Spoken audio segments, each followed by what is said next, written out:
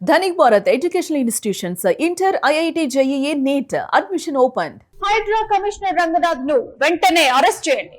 అతను ఒక అలవాటు పడిన నేరస్తుడిలా మారాడు. అవును, మీరు విన్నది నిజమే. అక్రమ నిర్మాణాల కూల్చివేతలు, ఆక్రమణల తొలగింపు పేరుతో ఐపీఎస్ అధికారి రంగనాథ్ నేతృత్వంలో దూకుడుగా వ్యవహరిస్తున్న హైడ్రాకు తెలంగాణ అత్యున్నత న్యాయస్థానం ఒక ఊహించని షాక్ ఇచ్చింది. శాఖాపరమైన విచారణలు కాదు, కౌంటర్లు దాఖలు చేయటం కాదు, ఏకంగా హైడ్రా కమిషనర్ ను అరెస్ట్ చేయండి అంటూ రాష్ట్ర అత్యున్నత న్యాయస్థానం ఆదేశాలు జారీ చేసేంత తీవ్ర పరిణామం ఇప్పుడు చోటు చేసుకుంది. హైకోర్టు కామెంట్స్ చేయడానికి ప్రధాన కారణం హైదరాబాద్ మల్కాజ్గిరి పరిధిలోని లోతుకుంట. ఇక్కడి సర్వే నంబర్లు 1-2లో సుమారుగా 40 ఎకరాల విలువైన భూమి ఉంది.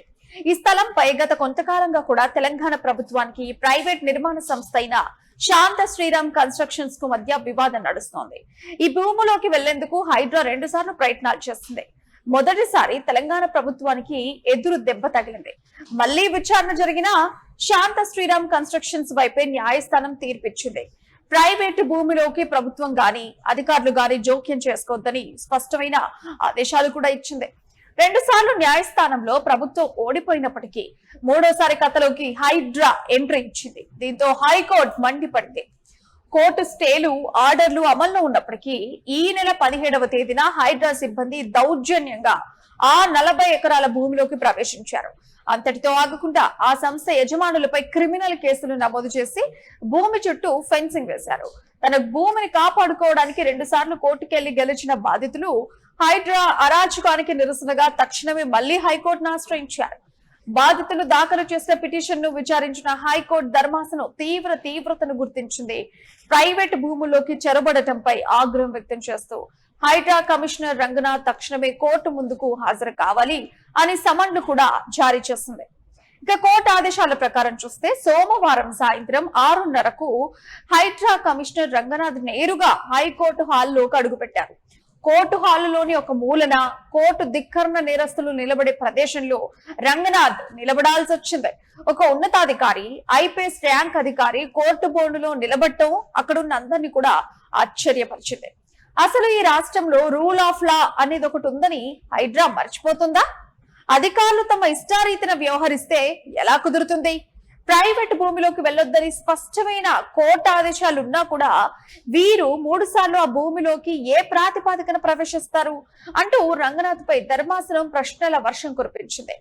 న్యాయమూర్తి ఇక్కడితో ఆగలేదు. అసలు బాధితులపై క్రిమినల్ కేసు ఎందుకు పెట్టారని ప్రశ్నించారు. మీరు పెట్టిన ఎఫ్ఐఆర్ కాపీని కనీసం బాధితులకు ఎందుకు ఇవ్వలేదు? రహస్యంగా కేసులు పెట్టి భూములు స్వాధీనం చేసుకుంటారా అంటూ అసహనం వ్యక్తం చేశారు.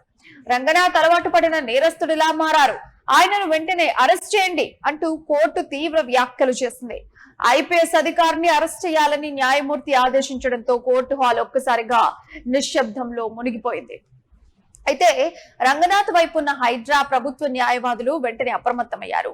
బెంచ్ ముందుకొచ్చి దయచేసి అరెస్ట్ ఆదేశాలను ఉపసంహరించుకోవాలని జడ్జిని కోరారు. కమిషనర్ తరఫున తాము వివరణిస్తామని, సమగ్ర కౌంటర్ దాఖలు చేస్తామని ధర్మాసనానికి హామీ ఇచ్చారు.